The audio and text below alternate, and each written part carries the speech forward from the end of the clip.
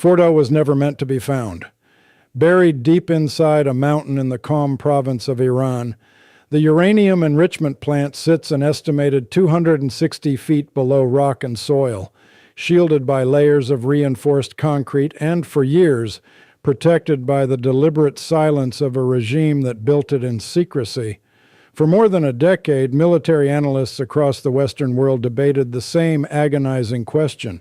Could any weapon on Earth actually reach it? Could any air force in the world penetrate the layered air defense systems, guarding it and return home? In the early hours of June 22, 2025, the United States Air Force answered that question, and the world would never look at Iran's nuclear ambitions the same way again. To understand how America finally unleashed its most advanced war machine against Iran, you have to understand what was quietly building for months before a single bomb was dropped. The operation required, according to General Dan Kane, chairman of the Joint Chiefs of Staff, months of positioning and preparation, moving from strategic planning to global execution within weeks. This was not a reactive strike born of a moment of crisis. It was a meticulously engineered campaign, years in the making, waiting for the political will and the military conditions to align. When they finally did, the United States activated assets the world had never seen used in combat and sent them into the most heavily defended airspace in the Middle East. The F-22 Raptor, America's premier fifth-generation air superiority fighter, has often been mobilized in times of tension with Iran. But what happened in June 2025 was different in kind, not merely in degree. On June 18, 2025, the United States deployed several F-22 Raptors to RAF Lakenheath in the United Kingdom, a common staging point for deployments to the U.S. Central Command Area of Responsibility. The movement was tracked by open-source flight analysts, but its true purpose and its final destination was hidden behind a carefully constructed veil of operational deception. Some F-22s departed the British Royal Air Force Base at Lakenheath several days before the operation commenced. The forward deployment of these assets ensured they were ready to escort the B-2s during the mission. What looked to the outside world like strategic posturing was in reality the first movement of a chessboard that had already been decided. Retired Lieutenant General Joseph Guastella, former Deputy Chief of Staff for Operations at U.S. Air Force Headquarters, described the F-22 as the most air-to-air capable fighter in the world and said that nothing comes close to it in the air-to-air role. That reputation is not marketing. The F-22 Raptor is the product of decades of American aerospace engineering, a machine built specifically to fight and win in the most contested airspace imaginable. In terms of stealth, speed, and maneuverability, the Raptor even has its F-35 successor beat in several areas. The platform's reduced radar cross-section and twin-thrust vectoring engines enable it to fly at speeds in excess of Mach 1.9, outpacing near peers while remaining undetected. Iran's aging air defense network, like a patchwork of Russian-supplied systems, legacy Soviet-era radars, and domestically produced interceptors, was never designed to confront something like this. Prior to the mission, Israeli forces had spent about 10 days crippling Iran's air defense capabilities, destroying much of its fighter aircraft and leaving the country's military airfield severely damaged. This was not coincidence. It was sequencing. Israel's Operation Rising Lion, which had begun on June 13, 2025, was simultaneously a military campaign against Iranian infrastructure and a preparatory strike package designed to clear the path for what was coming. Since the start of Israel's Operation Rising Lion, Iranian forces had fired approximately 400 ballistic missiles and 1,000 UAVs toward Israel, resulting in civilian deaths and hundreds of injuries. Israeli air defenses, supported by U.S. THAAD and Aegis systems, intercepted a significant portion of the attacks. Iran was bleeding air defense assets in the east while the knife was already being sharpened in the west. Tehran, for all its bluster, was being systematically blinded. The operation commenced when B-2 stealth bombers launched from Whiteman Air Force Base in Missouri at 12:01 a.m. on the morning of June 21, 2025. But before those aircraft ever crossed into hostile airspace, a deception was already in motion. A total of 13 B-2 bombers took off around the same time from Whiteman Air Force Base. 6 were sent to the Pacific island of Guam as decoys, while the 7 bombers used to target Iran's underground nuclear facilities quietly headed east to conduct the mission with little communication to avoid detection. The decoy package flew west, toward Guam, while the real strike package flew east, toward the Persian Gulf. Iran's intelligence services, had they been watching, would have seen bombers heading away from them. By the time they understood the geometry of what was happening, it was already too late. The 36-hour operation to fly deep into Iranian airspace and destroy 3 heavily fortified nuclear complexes began more than 15 years ago with the discovery of a major construction complex among the remote mountains of northwest Iran.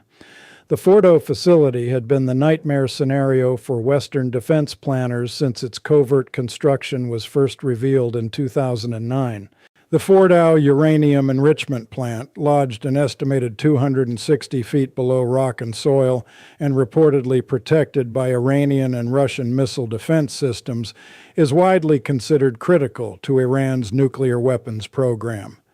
No Israeli aircraft could reach it. No NATO ally possessed the weapon to crack it. Only one country on Earth had the bomb capable of breaching that mountain, and only one aircraft could carry it. The GBU-57 massive ordnance penetrator, the bunker buster bomb deployed by the B-2, is only owned by the United States, and experts believe it is the only ordnance capable of destroying Iran's subterranean nuclear sites. This was the weapon the world had been waiting to see used. A 30,000-pound instrument of destruction carrying 11 tons of TNT-equivalent explosive power, it had never been used in combat before the night of June 22nd. 6 B-2s attacked Fordo first, dropping 6 bombs each on the 2 main ventilation shafts. The first bombs blew off the concrete covers to expose the shafts, then the next 4 penetrated deep into the facility. Each subsequent bomb followed the cavity carved by the one before it, driving deeper and deeper into the mountain, collapsing infrastructure that Iran had spent years fortifying against exactly this kind of assault. It was engineering and destruction operating at the absolute frontier of what conventional weapons can achieve. But the B-2s did not fly alone. They could not. The F-22 Raptors were deployed to escort the B-2s as they approached Iranian airspace. Their primary role was to clear the airspace of potential threats, ensuring the B-2s could reach their targets.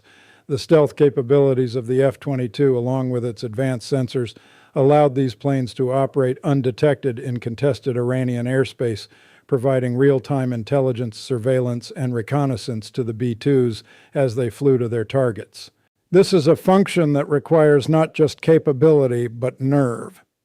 The F-22 pilots were flying into the unknown, into airspace where Iranian radar operators were theoretically on high alert, where surface-to-air missile batteries were theoretically primed and ready, theoretically. Ahead of the bombers, the Air Force deployed a wide array of fighter aircraft, including F-22 Raptors, F-35 Lightning IIs, F-15E Strike Eagles, and F-16 Fighting Falcons, to the Middle East. These aircraft flew ahead of the bombers at high altitude and speed, sweeping the airspace for potential threats and suppressing enemy air defenses. Using AGM-88 HARM and AGM-88E ARGM missiles, these suppression of enemy air defense assets targeted Iranian radar and surface-to-air missile systems. The doctrine was precise and ruthless. Silence the sensors before the bombers arrive, eliminate anything that could see the strike package, and leave Iran functionally blind in the critical window when the B-2s would be most exposed. The fighter escorts led the strike package, launching some 30 munitions at Iranian surface-to-air systems, none of which engaged U.S. forces. Whether the Iranian systems were already blinded and rendered useless by the Israelis, or whether they could not combat the stealth jets overhead, or whether they simply held fire, is unknown. That ambiguity is itself a strategic statement. Iran, for all its rhetoric about its sophisticated air defense network, either could not or chose not to fire a single shot. According to U.S. President Donald Trump, U.S. F-35 and F-22 fighters also entered Iran's airspace to draw its surface-to-air missiles, but no launches were detected. According to the U.S. military, little to no resistance was observed from the Iranians during the mission. The silence from Tehran's air defense network in those critical hours was deafening. A country that had spent years boasting about its military readiness, its Russian-supplied missile systems, its capacity to turn the Persian Gulf into a graveyard for American aircraft, watched in silence as American stealth jets moved freely through its sovereign airspace. The supreme confidence Iran had projected for decades in state media and military parades met reality at 40,000 feet, and reality won. According to Chairman of the Joint Chiefs of Staff General Dan Kane, the U.S. military operation in Iran involved over 125 U.S. aircraft, including 7 B-2 Spirit bombers, and the use of approximately 75 precision-guided weapons, including 14 GBU-57 massive ordnance penetrators over the course of 25 minutes. Decades of Iranian nuclear investment, billions of dollars in hardened infrastructure, years of centrifuge construction and uranium enrichment, undone in less time than it takes to watch a television program. The operation was called the largest B-2 operational strike in U.S. history, and the second longest B-2 mission ever flown, exceeded only by those in the days following 9/11, according to General Kane. The pilots had flown approximately 36 hours round trip from Missouri, refueling midair multiple times, operating with minimal communications to preserve the element of surprise. The logistics alone were a staggering demonstration of American military reach, the ability to project lethal force from the continental United States to a target buried inside a mountain in the Islamic Republic of Iran. The F-22s operated as part of a larger strike force involving over 125 aircraft, not only F-35s, F-16s, and F-15E Strike Eagles, but refueling tankers and ISR platforms. Their role was to protect the B-2s while coordinating with these assets to execute the mission flawlessly. President Trump later revealed that the operation involved 52 tanker aircraft alone, a number that underscores just how far the United States was willing to reach and how comprehensively it had prepared to sustain that reach. The F-22's ability to share data with other platforms ensured the B-2s could navigate with minimal communications, reducing the risk of detection. Without the F-22's assistance and support during this mission, things might have gone very badly for the Americans. That assessment from a senior defense analyst is not hyperbole. The geometry of the operation required every element to perform flawlessly. One detected aircraft, one engaged radar system, one Iranian missile launch could have cascaded into disaster. It did not. There are conflicting reports about the success of the U.S. strikes. Immediately after the strikes, President Donald Trump issued a statement calling the attacks a spectacular military success and emphasizing that Iran's key nuclear enrichment facilities have been completely and totally obliterated. On June 22nd, Secretary of Defense Pete Hegseth stated in a Pentagon press conference that it was an incredible and overwhelming success. But the intelligence picture that emerged in the days that followed was more complicated. A leaked intelligence assessment by the Defense Intelligence Agency suggests that the strikes may have fallen short of their intended effect. According to sources, the core components of Iran's nuclear program, including centrifuges and enriched uranium stockpiles, were not destroyed or were likely relocated prior to the attack.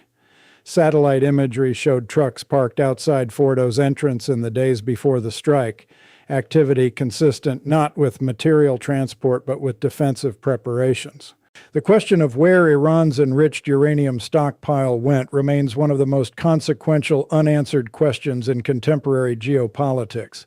Iran still retains a stockpile of over 400 kilograms of uranium enriched above 60%.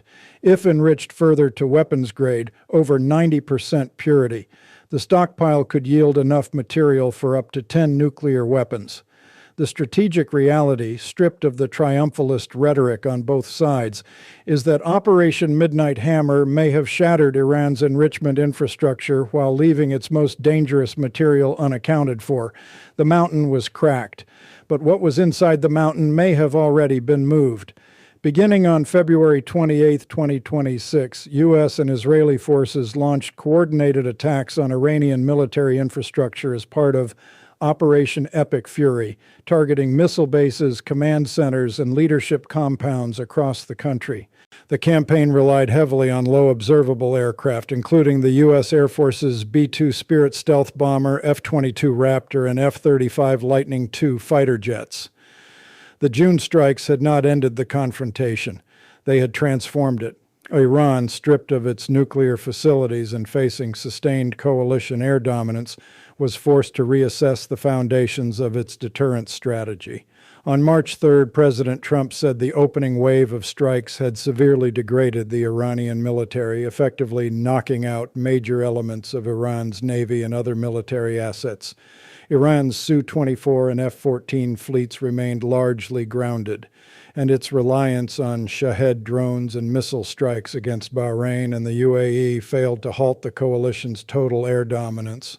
What Operation Midnight Hammer demonstrated, and what Operation Epic Fury confirmed, is not merely that America can strike Iran.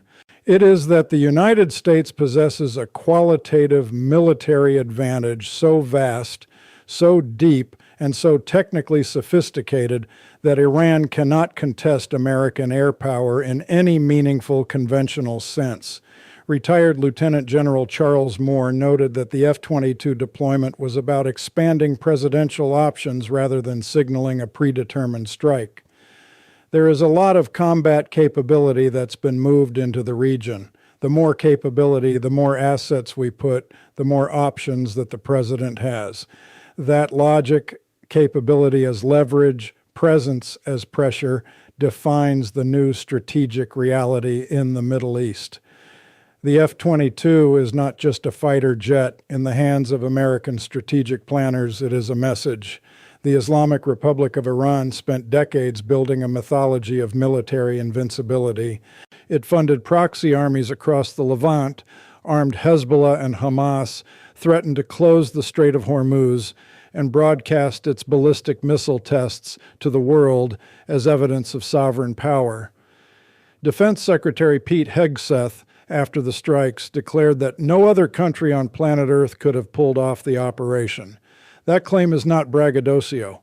It is a precise technical assessment. No other Air Force possesses the combination of the B-2's range and payload, the GBU-57's penetrating power, and the F-22's ability to invisibly clear contested airspace, all operating in seamless coordination across thousands of miles of ocean and hostile territory. The United States did not merely strike Iran, it demonstrated with clinical precision the ceiling of what conventional military power can accomplish, and showed the world exactly where Iran sits beneath it. The long arc of this confrontation is not over. The longer the location of Iran's highly enriched uranium stockpile remains unknown, the greater the potential for a proliferation crisis. International diplomatic and intelligence efforts will undoubtedly intensify to locate and secure this material, underscoring the ongoing volatility of Iran's nuclear program despite the recent strikes. The bombs have fallen. The craters have been photographed from orbit. But the most dangerous material in this story remains unaccounted for somewhere in the Islamic Republic, in a location that even the most advanced intelligence apparatus on Earth has not yet confirmed. That uncertainty is the next chapter of this story, and it may prove more consequential than the strike itself. The F-22s returned home, the B-2s landed back in Missouri, but the geopolitical tremors from that June night continue to move through the region and through the calculations of every nation watching from the sidelines, asking themselves the same question: if America was willing to do this, what comes next?